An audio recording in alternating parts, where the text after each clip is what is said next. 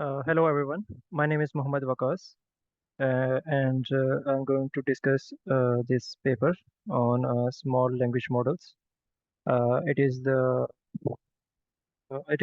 the MiniCPM model which has been developed and starting in this session we will be talking about the three we will be talking in three steps. First will be the overview of the paper. Uh, and second, we will discuss the methodology and steps taken in this approach used in this paper. And third, we will discuss the results. Starting from the very beginning, just a little intro. The As we know that the small language models uh, are powerful language models that can respond to request without needing a massive amount of computing power. So that's the main idea behind the mini CPM.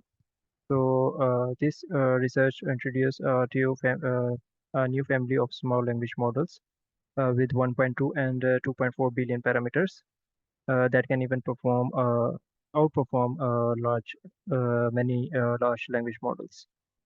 So starting from the very beginning, uh, the limitations with the uh, large language models are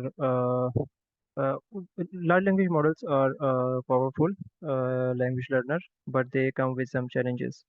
One issue is that they can be very expensive to run because they require a lot of computing powers. Uh, so to learn a lot of things, they require powerful computers and a lot of energy, which can be costly. And another challenge with the large language models are they require a massive amount of data to train on.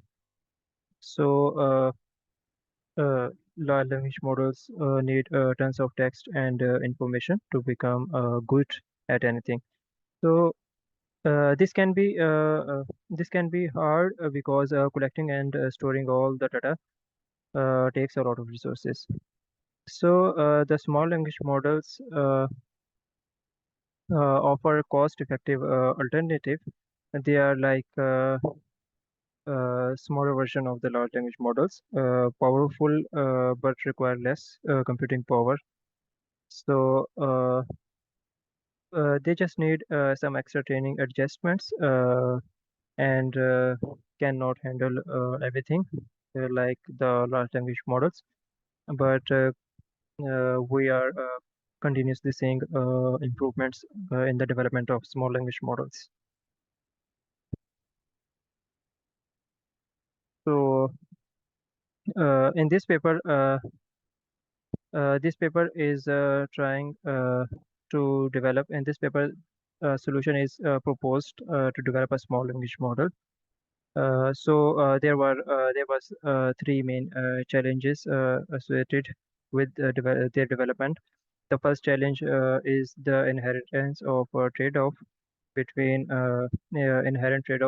the model size and the capability. So large language models can access and process massive amount of information, which allow them to perform complex tasks and generate creative text formats. However, training and running large language models require significant computing resources, which make them expensive and not practical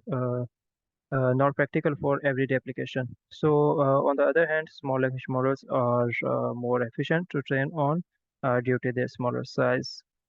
Uh, However, the limited capacity can restrict their ability to understand complex concepts or handle tasks that require a broad knowledge base.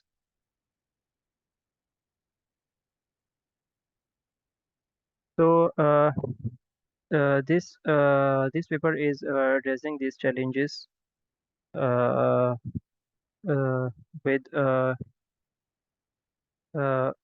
the researchers behind this mini CPM proposed three approaches to address these challenges uh, faced when training small language models. The first one is but the first one is finding the optimal hyperparameters, which are essentially the setting that fine-tunes the learning process.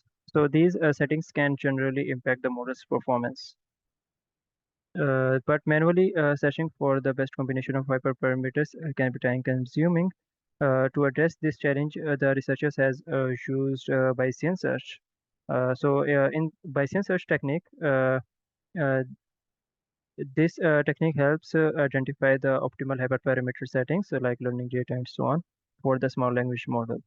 This can significantly improve the performance of a model without need for extensive manual training, tuning, hyperparameter tuning.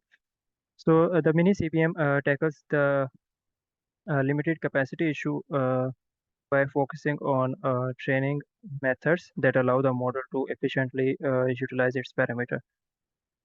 So, by focusing on efficient training and effective learning techniques like weight sharing, Mini CPM has achieved impressive results despite its smaller size. So, the other thing is the third one is in this research, a new technique called the warm-up-stable-decay warm-up-stable-decay scheduler has been used. So this scheduler act like a steady oven temperature, ensuring consistent training throughout the process. So the warm-up stable decay. The warm-up stable decay scheduler allow for continuous learning and avoid sudden change that could harm the model's performance. Uh, that could make it hard for the model to perform. So this stable training environment contributes to mini CPM's success. Next we are going to talk about the methods used in the development of this mini CPM. So the first one is, as we talked earlier, the warm-up stable decay scheduler. So the problem with the traditional method was training a large language model requires significant adjustment of training rate throughout the training process. So the learning rate determines how much the model's internal parameters are updated based on their error during training. And setting the large learning rate too high can lead to models overshooting optimal solution, while setting it low can make training slow. To assess how well the mini CPM understands general language, the the WSD scheduler learning scheduler has been used. So it is one of the key factors that contribute to the mini CPM's success. It controls the learning rate, a hyperparameter that determine how much the model's internal parameters are adjusted based on the error during the training. So this WSD scheduler works in three stages. The first one is the warm-up stage. So here in the warm-up phase, the learning rate gradually increase that allow the model to gently adjust to the training data. This initial phase has a gradual increase in the learning rate.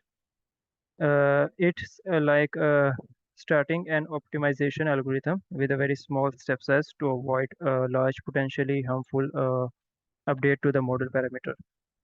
So the warm-up phase allow mini CPM to gently explore the data landscape and establish a foundational understanding of the data. So the second stage is stable training. Once the warm-up phase ends, the learning rate reaches a plateau and remains constant.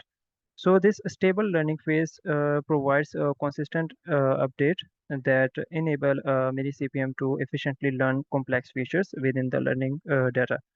Maintaining a steady learning rate allow the model to refine its knowledge and converge towards optimal solution without any sudden fluctuations. The third stage is the decay. The final phase, it involves gradually decreasing the learning rate As training moves on, the MiniCPM has likely learned the most prominent features in the data. The decay phase helps the model fine-tune its acquired knowledge and prevent overfitting. Overfitting occurs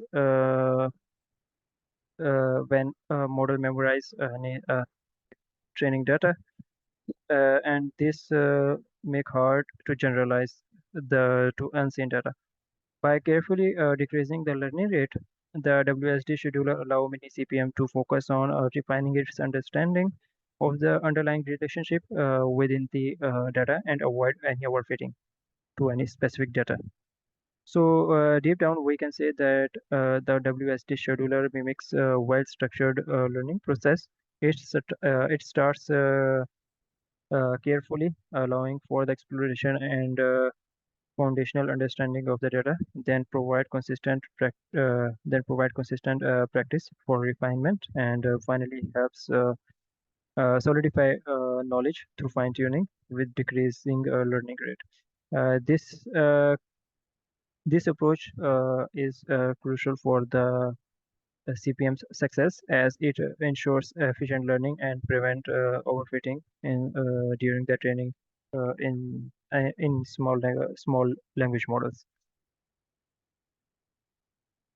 So the another main approach used in this development is two-stage pre-training strategy. So the traditional methods in traditional method, first the model is pre-trained on massive dataset of unlabeled text, which allow the model to grasp to get the fundamental language patterns and relationships. After that, the supervised fine-tuning (SFT) on a smaller set of high-quality labeled data specify to desired task, which helps the model to specialize in any particular domain. So this approach might underutilize the valuable information contained in the label data. The initial pre-training stage often lacks uh, exposure to the presence of label data, which potentially uh, uh, made it hard the LLM's ability to fully understand the complex relationship during supervised fine-tuning. So, in contrast to which, two-stage pre-training strategy has been proposed. So, the mini CPM utilizes this strategy to maximize its efficiency. The first stage, pre-training, is like foundation. The model is exposed to massive dataset, same as the traditional method. This helps the CPM with the foundational understanding of grammar, syntax, and how the words relate to each other. But in the second stage, this is the things when the things take action. This new strategy proposes the use of high quality labeled data during the decay stage of WSD. Uh, During the decay stage of the pre-training process. So decay stage is a specific phase, as we discussed, within the pre-training stage, where the learning rate schedulers significantly reduce its learning rate. So it works like during the decay stage, uh, the large language model continues to be exposed to the massive unlabeled data, but also starts receiving the high quality labeled data using the supervised fine tuning. And WSD scheduler allow the LLM to efficiently learn from both sources simultaneously. By combining labeled and unlabeled data, uh, the decay stage during the decay stage, it helps small language models to generalize more easily. Uh, in uh, in in conclusion of this main approach, we can say that comprehensive learning from the diverse data sources uh, uh, enhance the efficiency by maximizing the value from limited label data. So uh, that's all in this approach. Discussing the results, model comparison. Okay, so uh, here the model comparison has been made. It compares so the different language models, including the MiniCPM on various tasks, has been compared. MiniCPM, even though it's smaller than the other same models, it holds its own position. Uh, it even understand and corresponds to instructions, while some bigger models might score higher on a certain task. The mini CPM strikes a good balance between the power and efficiency. It's important to remember that these models are tested on different things, so the direct comparison was not the perfect choice. Oh, but overall, the mini CPM shows uh, great promise, especially for the tasks that require understanding human language. Okay. Uh, so here is the results of CPM DPO model. As in this paper, the family of CPM models was proposed. So one of them was the CPM DPO model. The large language model can be fine-tuned to better understand human preference, but this can come at a cost of alignment tax. So, training the large language model to translate text in a way that reads more fluently for people might means it scores lower on other benchmarks that focus on technical accuracy or capturing very smaller details of the original text. We can see that the trade-off in the results.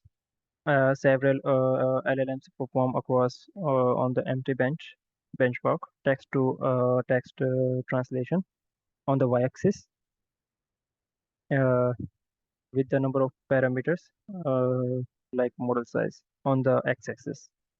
The mini CPM model